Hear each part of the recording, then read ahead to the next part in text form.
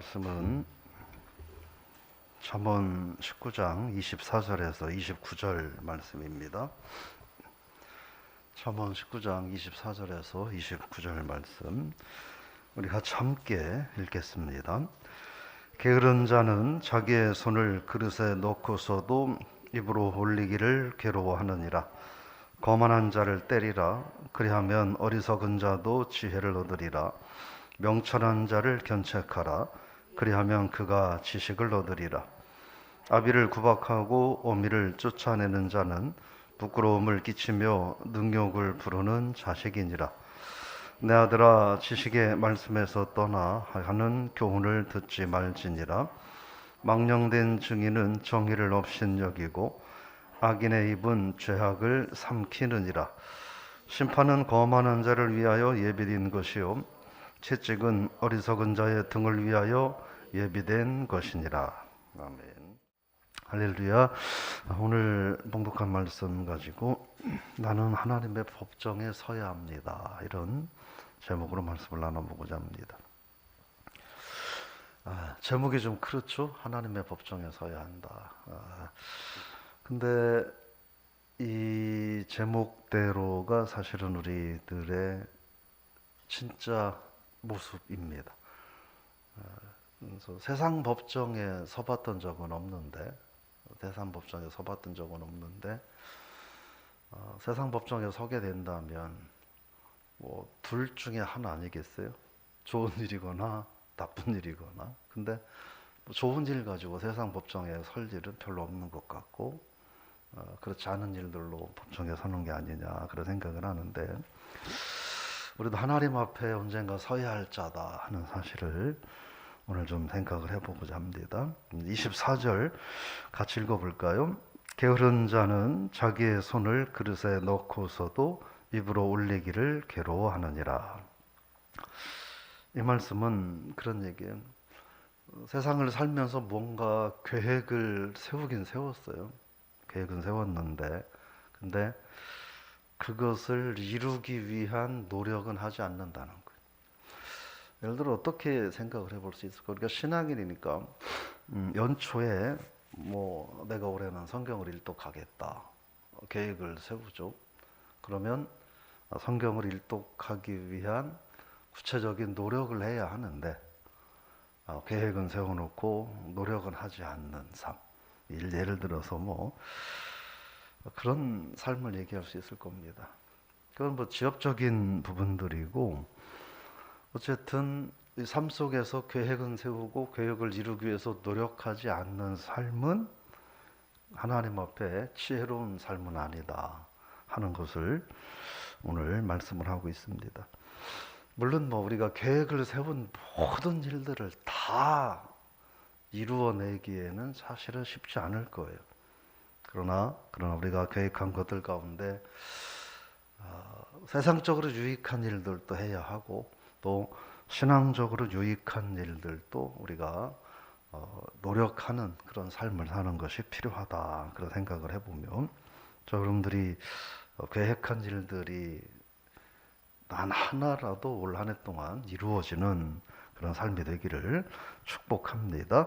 25절에 보면 거만한 자를 때리라. 그리하면 어리석은 자도 지혜를 얻으리라. 명철한 자를 견책하라. 그리하면 그가 지식을 얻으리라. 이렇게 말합니다. 이 말은 이 잘못된 어떤 일이나 행위에 대한 징계는 필요하다 하는 거예요. 필요하다. 그래서 왜냐하면 징계하면 징계를 받는 당사자도 그 징계로 인해서 교훈을 받지만, 그걸 옆에서 보는 사람도 교훈을 받는다는 거예요. 사실 이게 정말 중요한, 물론 어떻게 징계하느냐는 그 방법과 내용은 지혜롭게 해야 되겠죠. 예를 들어 그런 거 아닐까요? 예를 들어서 정치인들이 거짓말을 하고 나쁜 일을 했어요. 근데 아무도 그걸 징계하지 않아요. 그러면 어떻게 될까요? 다른 정치인들도 나도 저렇게 해도 되겠구나 라고 생각을 하고 그걸 또 할 거란 말이에요. 물론 징계를 해서 후대기에 곤욕을 치러도 그런 일들을 하는 사람들이 부지기수인데, 그래서 징계는 필요하다. 당사자도 필요하고 그렇지 않은 주변 사람들에게도 필요한 것이다. 그런 말을 하는 겁니다. 그래서 이 명철한 자를 견책하라 이렇게 말을 합니다. 그 말은 무슨 말이냐면 명철한 자도 나는 상관없다 라고 그렇게 생각하지 말고 항상 지혜를 얻기 위해서 노력하는 삶을 살아라 이런 말씀을 하는 거죠. 근데 거만한 자는 완악해서 마음이 꽉 닫혀버린 자를 의미하고, 어리석은 자는 지혜가 아예 없는 사람, 명철한 자는 선의의 충고를 수용하는 좀 뭐라 그럴까요? 마음이 열려 있는 사람을 말합니다. 26절 읽어보겠습니다. 아비를 구박하고 어미를 쫓아내는 자는 부끄러움을 끼치며 능욕을 부르는 자식이니라. 구박한다 하는 말이 있죠. 이 말은 한 번 뭐라고 하고 이런 정도가 아니라 이 말은 계속해서 부모님을 압박하는 행동이에요. 이게 구박한다라는 그런 의미가 있습니다. 옛날에 시어머니들이 며느리를 구박할 때 너 왜 그랬냐 하면서 한 번 구박하지 않죠. 어떻게 해요? 본인이 힘이 있는 동안에 정말 이게 잘못된 일이구나 하는 걸 깨닫기 전까지는 끝까지 며느리를 구박하잖아요. 그때 구박이라고 하는 거예요. 근데 예를 들어서 뭐 한 번 며느리가 뭔가를 잘못했는데 너 이리 와봐라 하면서 호되게 혼내는 건 그거는 앞에서 말하는 징계나 질책과 같은 거예요.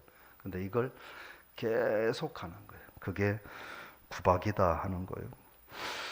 그러면서 어미를 쫓아낸다. 여기서 쫓아낸다라고 하는 말은 뭐 이게 어머니한테 개나리 보침 싸가지고 나가세요 하고 이렇게 던져드리고 내쫓는다 그런 의미가 아니에요. 그런 의미가 아니고 이 말은 어머니가 견디다 못해서 스스로 집을 나가버리는. 그러니까 그 어머니가 견디다 못해서 자녀의 구박 때문에 견디다 못해도 집을 나가버릴 정도라면 사실은 이거는 그냥 끝난 건 거죠. 그래서 쫓아낸다라는 말은 그런 말이에요. 그만큼 어머니가 스스로 도망가야 될 만큼 못되게 행동한다 그런 말이에요. 그런 자들은 어떻게 되느냐 하는 거예요. 반드시 하나님의 심판이 있다. 그런 말씀을 하는 거죠. 그러면서 27절 지식의 말씀을 떠나게 하는 교훈을 듣지 말라 이렇게 말합니다. 이 지식의 말씀은 세상적인 지식이 아니에요. 하나님께로부터 오는 참 지혜.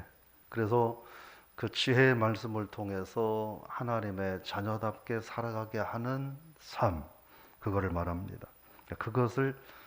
그것으로부터 떠나게 하는 교훈은 어떻게 하라? 듣지도 말라 하는 거예요.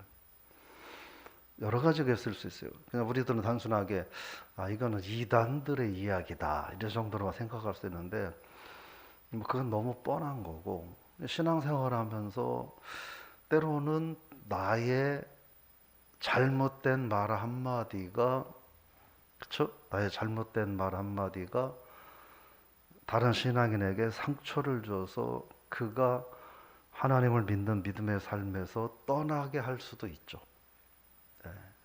결국 우리는 내가 듣지 말아야 된다라고 생각을 하는데, 내가 듣지 말아야 되는 것도 마땅하지만 내가 또 그런 말을 하지 않는 것도 마땅하다 하는 거예요.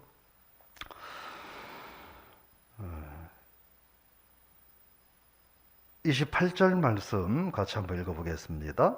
망령된 증인은 정의를 업신여기고 악인의 입은 죄악을 삼키느니라. 망령된 증인 그리고 악인이라고 하는 이 말은 이건 뭘 말하냐면 자기의 이해관계에 따라서 이해득실에 따라서 거짓말을 일삼고 그리고 진리를 가리는 그런 완악한 사람을 말합니다.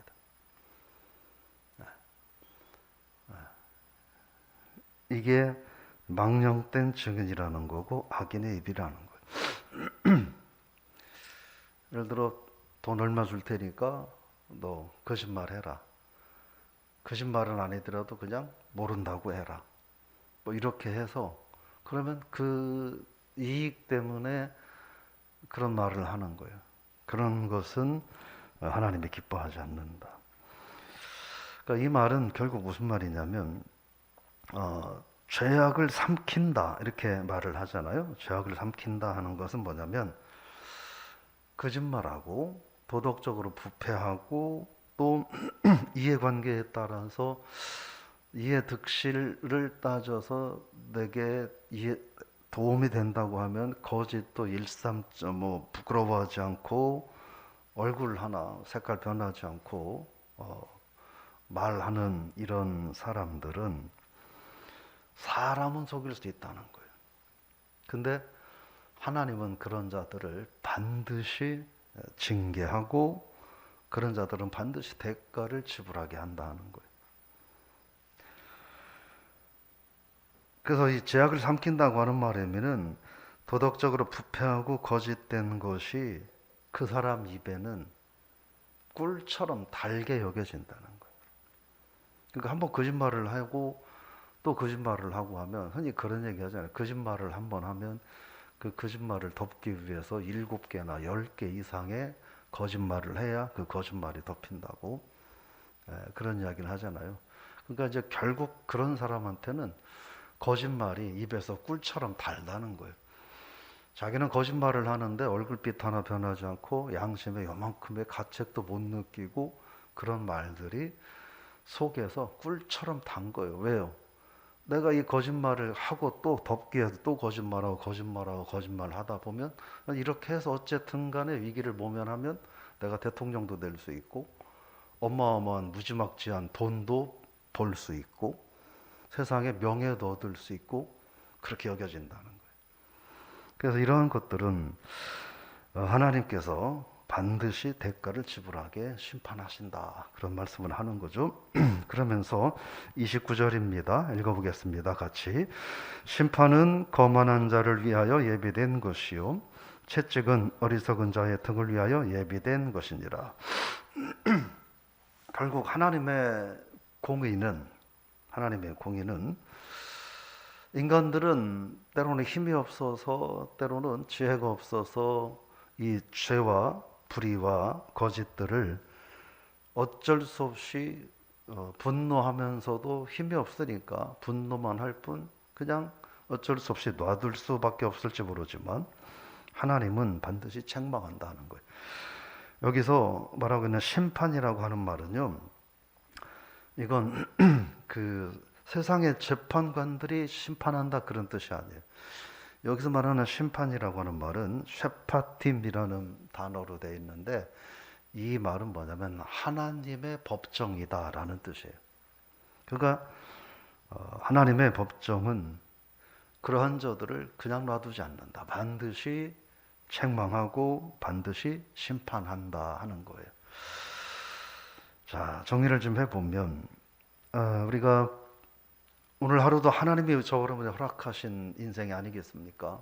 또 우리가 세상에서 두 가지 쪽에서 생각을 하고 계획을 하고 살 수 있어요. 첫째는 나 자신 세상의 것들을 육신적이고 인간적인 것들을 또 계획을 하고 우리도 살아야 되니까 그 계획도 하고 또 하나는 우리는 신앙인으로서 신앙적인 부분에 있어서도 우리는 계획을 하고 살아갑니다. 근데요, 이 두 가지를 다 열심히 노력하기 위해서 살아가는 삶이 하나님이 기뻐하는 삶이라고 하는 거예요. 근데 때로는 다 하기가 부담스러울 때도 있죠. 그때는 우리는 단호하게 선택합니다. 신앙적인 건 뒤로 빼놓고 육신적이고 세상적인 것을 우선합니다. 그것도 해야 될 일들이에요. 그러나 신앙적인 일도 우리가 계획하고 했으면 하나님을 의지하는 믿음으로 내가 세운 신앙적인 계획들도 이루기 위해서 노력하는 삶을 살아야 한다 하는 것이고, 징계는 어떤 방법으로 하느냐는 더 중요한 문제가 될 수 있지만, 징계는 어떤 모습으로든지 반드시 필요하다. 반드시 필요하다 하는 걸 발견하고, 성경에서 하나님 일관되게 하시는 말씀인데, 부모님을 소홀히 여기거나 함부로 대하는 자들은 하나님 앞에서 결코 축복받을 수 없다 하는 것을 우리가 기억하고, 또 이해관계에 따라서 신앙의 양심을 버리는, 인간의 양심을 버리고 특별히 또 신앙인들이 신앙의 양심을 버리는 삶은 어리석은 삶이 될 수밖에 없다 하는 걸 기억하고, 그래서 하나님은 반드시 하나님의 심판대에서 모든 걸 판단하시겠다 말씀을 하셨습니다. 그래서 저와 여러분들은 우리가 원하든 원하지 않든 세상 심판대는 우리가 서야 될 일이 없어야 될 거예요. 그러나 우리가 하나님의 심판대 앞에서는 우리는 모두가 다 서야 할 존재다 하는 걸 우리가 한 번 더 기억하고, 우리는 하나님의 법정에 서야 한다. 세상 법정은 어떻게 거짓말을 그럴듯하게 잘 만들어서 잘 꾸며내느냐에 따라서 때로는 판사들이 거짓말인데도 그냥 거짓말하는 사람의 편을 들어주기도 하더라고요. 그럴듯하게 이렇게 변호사들이 잘 만들어서 하면 그런 경우도 있더라고요. 근데 하나님의 법정에서는 결코 그게 통하지 않는다. 결코 통하지 않는다. 그래서 우리가 나는 하나님의 법정에 서야 되는 존재다 하는 사실을 기억하고, 오늘 하나님의 법정에서는 거짓이 통할 수 없고 그 어떠한 위선도 통하지 않는다 하는 사실을 기억하고, 저 여러분들이 오늘 하루를 내가 하나님의 법정에 서야 된다 하는 마음으로 하루를 살면 좀 더 정직한 삶을 살 수 있고, 좀 더 하나님 기뻐하는 삶을 살 수 있지 않을까, 또 그것이 복된 삶이다 하는 거예요. 오늘 하루 저 여러분들이 그런 하루의 삶을 살아가는, 그래서 내 자신에게도 육적으로 신앙적으로도 유익하고 또 하나님께도 영광된 그런 하루의 삶을 살아가는 저 여러분이 다 될 수 있기를 주 이름으로 부탁을 드리며 축복합니다. 하나님 아버지, 오늘 주신 말씀을 기억하며 우리가 살아계신 하나님을 믿기에 이 세상에서 우리들이 인간적으로 저희들이 해야 할 일이든 신앙인으로서 감당해야 될 일이든 무엇이든 성실하게 노력하는 그런 삶을 살아가게 하여 주옵소서. 인간적인 이해 득실에 따라서 하나님의 자녀로서의 존귀한 자존심을 망각하지 않는 하루의 삶을 살게 하여 주옵소서. 나는 반드시 하나님의 법정에 서야 할 존재라는 사실을 우리가 기억하고, 하나님의 법정에서는 어떠한 거짓도 어떠한 변명도 어떠한 위선도 통할 수 없다는 것을 기억하고, 그래서 오늘 하나님 법정에 서는 마음으로 정직하게 그러나 신실하게 하루의 삶을 살아가는 우리들 모두가 되게 하여 주옵소서. 우리나라를 축복하셔서 정치 지도자들이 또한 나도 언젠가는 하나님의 법정에 서야 할 존재라는 사실을 자각하게 하시고, 그래서 이해 득실을 따라서 거짓을 말하지 않고 정직하게 말하고 정직하게 백성을 대하고 정직하게 살아가는 자들이 지도자로 세워지는 우리 민족도 되게 하여 주옵소서. 우리 모두에게 우리 민족 위에 그런 은혜를 더하여 주셔서 우리 모두가 하나님 앞에 하나님을 의식하고 살아가는 행복한 한 날 되게 하여 주옵소서. 건강에 어려움 가닥에 힘겨워하고 있는 성도들 특별히 위로하사 평강을 더하여 주시고, 세상살이에 이런저런 힘들고 무거운 문제들로 버거워하고 있는 성도들에게도 은혜를 더하셔서 모든 어려움들 잘 견뎌내고 주님의 은총과 축복을 기대하며 하루를 살게 하여 주옵소서. 예수님의 이름으로 기도드리옵나이다. 아멘.